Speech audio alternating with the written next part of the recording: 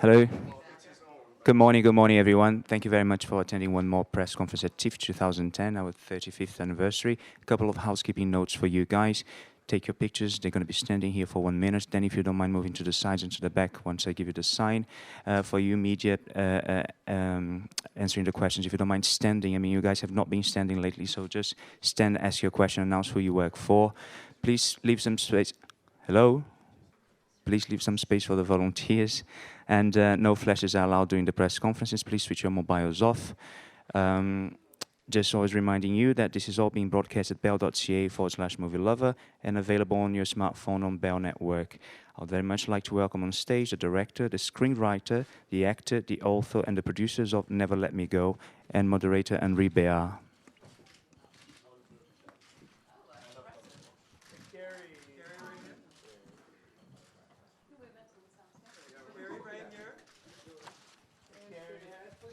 Guys, a little hug. A little hug together. Good hug.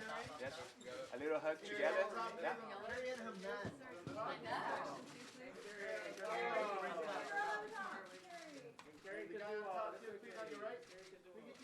On the left, please. Yes. Thank you.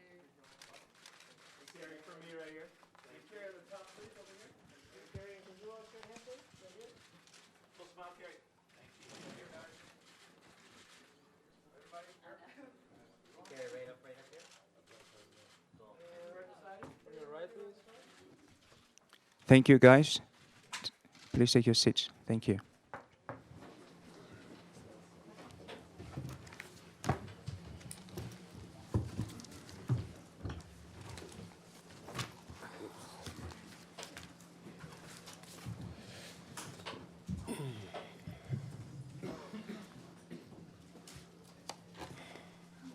Hello, everyone, and welcome to the press conference for Never Let Me Go, which is world premiering in Toronto. And allow me to introduce the people who are here at this table. Sitting next to me, the director, Mr. Mark Romanek. All the way at my far end, so to speak, the two of the producers, Mr. Andrew MacDonald and Alon Reich. They are the two main figures of DNA Productions, I guess.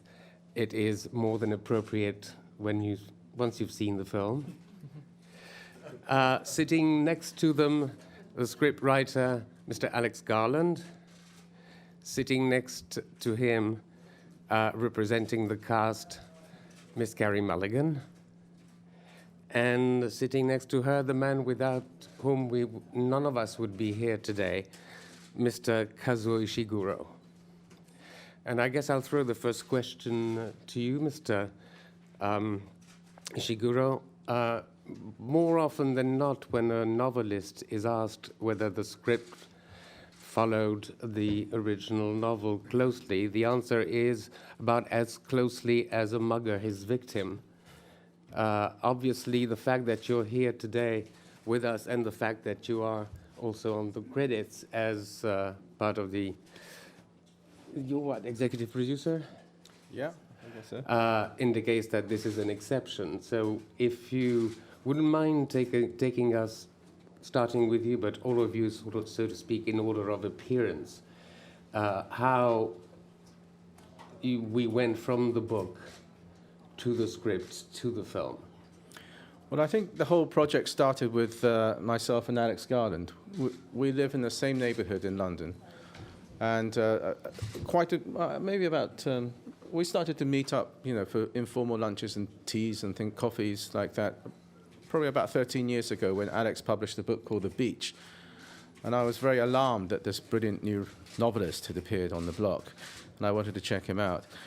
And so we got very friendly, and we were kicking around ideas. And all the way through my writing of the novel of Never Let Me Go, we were often talking about a lot of the things in my head. And meanwhile, I saw Alex's rise as a brilliant screenwriter, 28 Days Later, Sunshine, things like that. I noticed that some of his themes in his films came into the same terrain as Never Let Me Go, the book I was writing at the time. And it felt very natural when, just between the two of us, he expressed interest in trying to turn it into a movie. And that's how it started. It felt like almost the next day when I said, have a go. He produced the screenplay. And so it really began as something coming out of a very personal thing and a friendship. Mr. Garland, how long had you been contemplating adapting this book? About a day before I started doing it. I read it a few months before it was published, called up Kazuo and said, can I have the rights? So the first thing I did was have a conversation with him, and we proceeded initially on a kind of handshake, really, and it stayed that way for quite a while. We didn't sort out the contract until a lot later. But then the next thing I did was get these two guys to read the book, and I've only actually ever made films with them, and so the next step in the process was to make sure they wanted to do it, and then sat down, wrote it, and then you just move into the world of production. Gentlemen, this is when you appear. Yeah, it's a series of relationships, I guess. And Alex had worked a lot with Alex since adapted his novel The Beach, and when he came in and said he wanted to do it, then that's almost enough. You know, that was interest enough. And then he gave us the book to read. I think almost before I'd finished reading the book, he'd written the screenplay. He's very, very fast when he's in the mood. And what was great about reading the screenplay, and I don't think the screenplay changed greatly really, but was that you could feel that the structure and how he had adapted it felt like a film straight away, and it had the same emotion in it. What was lost along the way? What had to go in order for the novel to be turned into a script? You mean in plot terms? In plot terms, yeah. Well, hopefully not much. I mean, without wanting to get technical and therefore boring, you know, there's a lot of time compression. Events that take place over 10 years in the film take place over 3 weeks. But in terms of the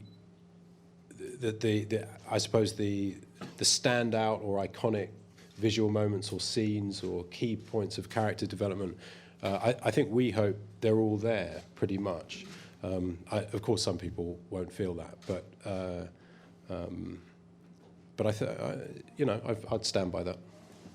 At which point did you come in, Mr. Romano? Well, I read and loved the book, and I'm a fan of Kazuo's writing. I've read everything he's written. I read the book twice, and the second time through, I started to think that this could be a very beautiful movie, and I sort of inquired about the status of the rights and found out that it was controlled by DNA, and Fox Searchlight was also involved, and I had made a 1-hour photo with Fox Searchlight.